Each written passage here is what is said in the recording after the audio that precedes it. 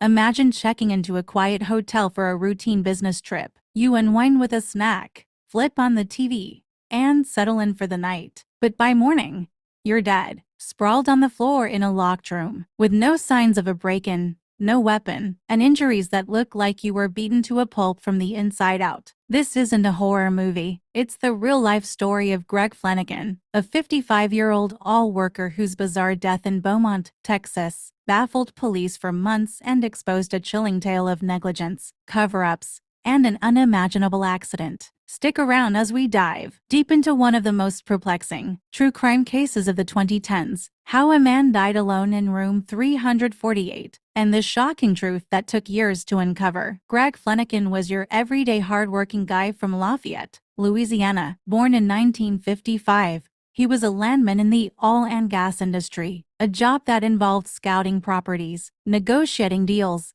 and traveling across the South. Greg was reliable, routine-oriented, and well-liked by his co-workers. He wasn't flashy. He enjoyed simple pleasures like a good movie, a cigarette, and some microwave popcorn. Married with a family back home, his life was steady until September 15, 2010, when he checked into the MCM Elegante Hotel in Beaumont, Texas, for what should have been just another work trip. Beaumont, a gritty industrial town near the Gulf Coast, was familiar territory for Greg. The Elegante was his go-to spot, a mid-range hotel with a pool, bar, and rooms that felt like home away from home. That night, he settled into room 348 on the third floor. He grabbed a Reese's Crispy Crunchy bar and a root beer from the vending machine, lit up a cigarette, and queued up Iron Man 2 on the TV. It was around 9 p.m. Everything seemed normal, until it wasn't. The next morning, September 16th, Greg didn't show up for work. His co-workers,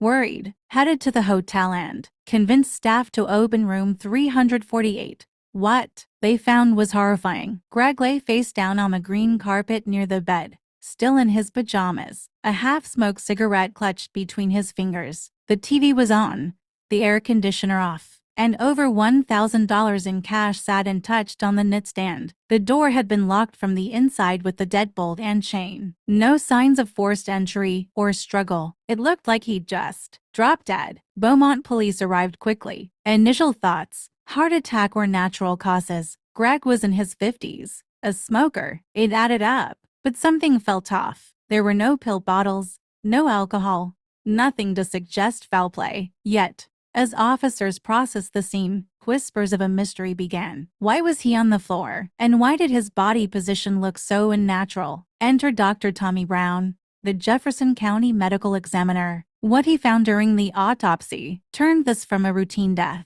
into a full-blown homicide investigation. Externally, Greg's body showed zero bruises, cuts, or defensive wounds. But inside, catastrophe: multiple broken ribs, a lacerated liver, a torn scrotum, and a gaping hole in his heart. His internal organs were ruptured, as if he'd been crushed by a massive force, or beaten savagely. Brown ruled it blunt force trauma, homicide. How could someone inflict such damage without leaving a mark outside? Was it a professional hit? Poison? An exotic weapon? Police scoured the room. No blood spatter, no fingerprints besides Greg's. Surveillance footage showed no one entering or leaving. The case hit a wall. Motive: Greg had no enemies, no debts. His wife and family were devastated but clueless. For months, leads dried up, and the file gathered dust. Enter private investigator Ken Brennan, hired by the hotel's insurance company to close the case for a potential lawsuit. Brennan, a former cop with a knack for the impossible, revisited everything. He interviewed hotel guests from that night. One detail stood out: a loud bang around 9:30 p.m. from the third floor. Focus shifted to room 350, right next to 348.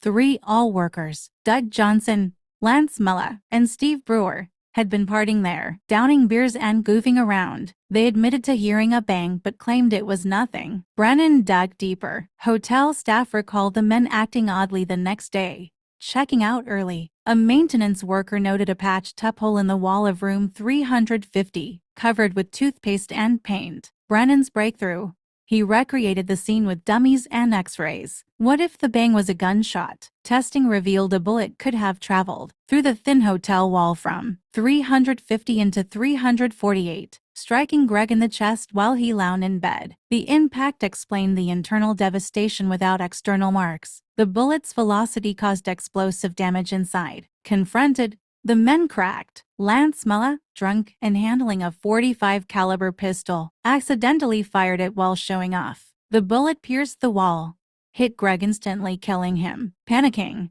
they hid the gun, patched the hole with toothpaste, and fled without calling for help. Mulla later dumped the weapon. In 2011, Lance Mulla was arrested for manslaughter. He pleaded guilty, receiving probation and community service, a light sentence that outraged Greg's family. The hotel faced lawsuits for poor security. Greg's death highlighted gun safety and the dangers of thin hotel walls. Today, it's a cautionary tale. Sometimes the deadliest threats come from the room next door. What do you think? Accident or something more? Drop your theories in the comments. Like and subscribe for more true crime deep dives. Thanks for watching.